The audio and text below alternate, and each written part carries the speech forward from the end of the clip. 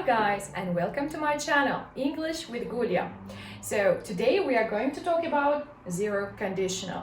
And if you are learning English, you will definitely find this lesson very useful. Zero conditional talk about the things that are always true. And also zero conditionals talk about the facts. For example, if you heat ice cream, it melts.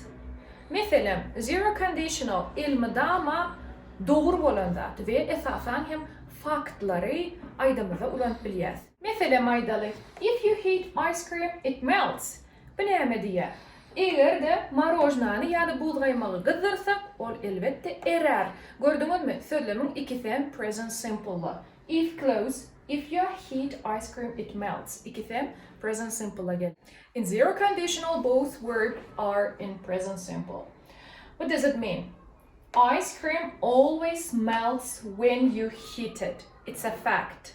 Yani bundan özel aydışım yani zero conditional ilmidama faktları düşündürümüzde ya şoları var adı aydımızda zero conditional ulanıp biliyaz. Yeni bir misala dur geçelim. Mesela if my children get good grades, I always take them to the park. Şunu yazalım.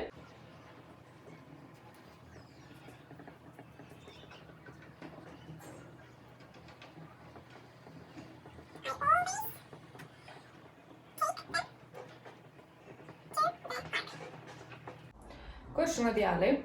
İki sözlem var. If my children get işlemi present simple'a geldi. Get good grades, I always take them to the park. Eğer de men çağalım okudu, go bahalar alsa, onna men olori ilmidama parka ekdiyen. Görüyen olsanız şu sözlemde yani iki sözlem var. Onların birisi if clause'la geldi. Yani eğer, bu ne diyeyim? İlmidama eğer men çağalım, значит, go bahalar alya ve olur men her yedegam go baha alanlarını parka ekdiyen.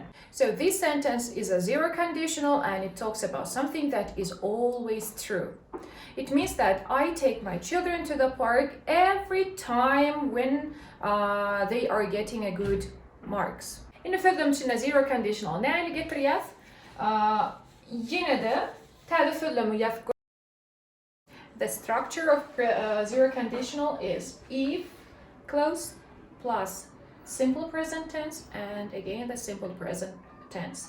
Nahila kurnayaz zero conditionally if clause mı geliyor, son hadir kıdaman, yine de hadir kıdaman. Mesela, example'la terediyaz. If it rains, the ground gets wet. Ne diye? İkisem ünseriyen olsanız hadir kıdaman nedir? If it rains, eğer yağış yağanna, the ground gets wet. Ne diye? Yerler öl oluyor. Görüşümü diyelim, rains and gets. Simple present tense and the simple present tense. Yine şeyle bir dakika, yani siz şunu yerin çalışanlarda da manisi ütkan yok. Mesela, if it rains the ground gets wet dedik. İnlis şu if'i ikinciye geçirip, yani sözlemin ikinci bölümüne geçiriyor. Mesela, the ground gets wet if it rains diysem sözlemin manisi ütkan yok. Yönü, onun yerdeyde siz oturuyu ayırmalı oluyorsunuz. Mesela, the ground gets wet if it rains. Üns versiyonu diyelim.